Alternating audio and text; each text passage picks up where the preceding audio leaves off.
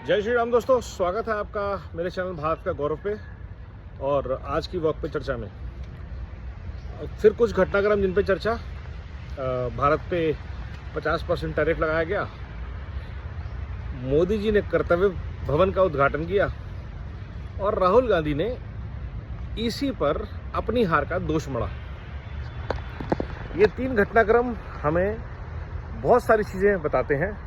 पहली बात, आत्मनिर्भर भारत, वोकल फॉर लोकल और ओडीओपी को भारत का पूरा समर्थन है और बढ़ना चाहिए।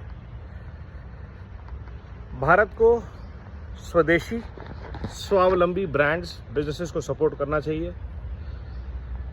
भारत को सबक लेना चाहिए इस चीज़ से, इन टैरिफ से, कि हर विश्व का देश पहले अपने राष्ट्र के बारे में सोचता है, ना कि राहुल गांधी की तरह के पहले चीन और पहले पाकिस्तान, जो कि कांग्रेसियों की या अब्दुल्ला की माइंडसेट है। वो सोचने का तरीका शायद ट्रंप का गलत है, लेकिन make in America great again या बिल्ड बैक बेटर भारत, दोनों में से कोई भी गलत नहीं है, अगर वो सार्थक रूप से राष्ट्र निर्माण के प्रयास हैं तो। जैसा कि कर्तव्य भवन या कर्तव्य पथ का डेवलपमेंट। क्यों? क्योंकि भारत के काम करने के तरीके को, अफसरशाही को, सामंतवादी मानसिकता को, अंग्रेज़ों की दी हुई कॉलोनियलिज्म माइंडसेट को, कॉलोनियल माइंडसेट को तोड़ने के लिए उन बिल्डिंग से, उन स्ट्रक्चर से निकलना बहुत ज़रूरी है, जो हम आज भी अपनी विरासत समझते हैं। वो हमारी विरासत नहीं है, एसेट हो सकती हैं, बट हमारी विरासत है, हमारे संस्कृति, हमारे संस्कार, भारत का 5000 साल का इतिहास, ये हमारी विरासत है, जो कि सनातन है। 200 साल की गुलामी, 600 साल की मुगलों की गुलामी, ये हमारी विरासत नहीं हो सकती। तो मोदी जी ने कर्तव्य भवन का उद्घाटन किया, वो इसलिए किया कि जो लोग सरकार में काम करते हैं उनको ये एहसास हो कि ये उनका कर्तव्य है, वो सेवक हैं। भारतीय सेवा, IAS, Indian administrative services, IPS, Indian police services, तो वो भारत की सेवा के लिए हैं, वो उनका कर्तव्य है।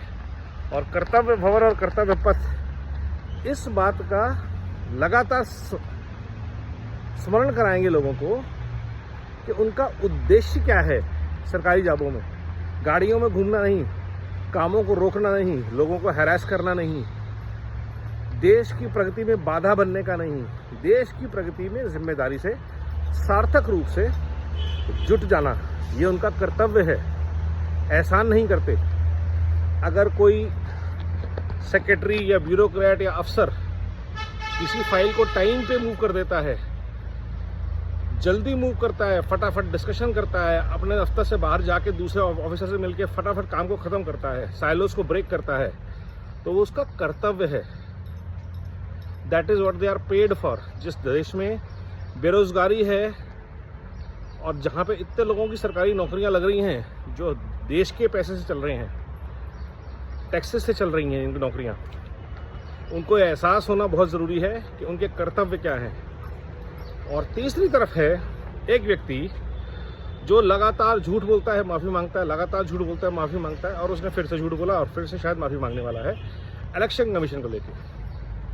क्यों राहुल गांधी को आज विश्वास नहीं है इलेक्शन पे, प्रोसेस पे?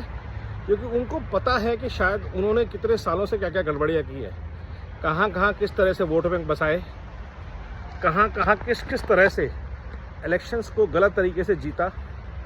और आज जब ये धांधलियाँ बंद हो रही हैं, SIR हो रहा है, वोटर ID कार्ड को अलग अलग जगहों पे जोड़ा जा रहा है, देश में वोट का अधिकार सबको देने की बात हो रही है, चाहे वो कहीं भी हो, जहाँ भी आप काम करते हैं वहाँ पे आपको वोट देने का अधिकार दिया जाए, ऐसी बातें हो रही हैं।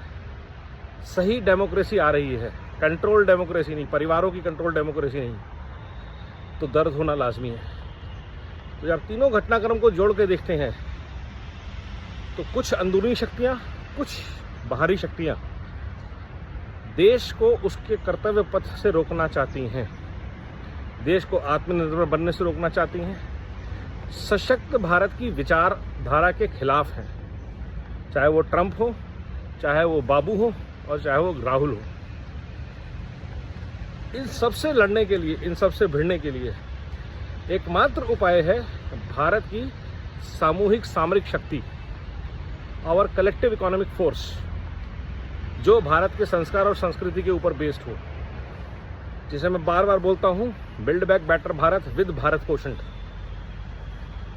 ये वक्त आज है और यही एक अपॉर्चुनिटी है जिसके थ्रू भारत विश्व को बेहतर बना सकता है, अच्छे आपसी तालमेल से बने हुए आपसी विश्वास, म्यूचुअल रिस्पेक्ट के बेसिस पर रिलेशनशिप बिल्ड कर सकता है, ग्लोबल डिक्टेटरशिप या नेशनल लेवल पे किसी परिवार की डिक्टेटरशिप के बेसिस पे नहीं। नमो भारत, वंदे मातरम, जय हिंद।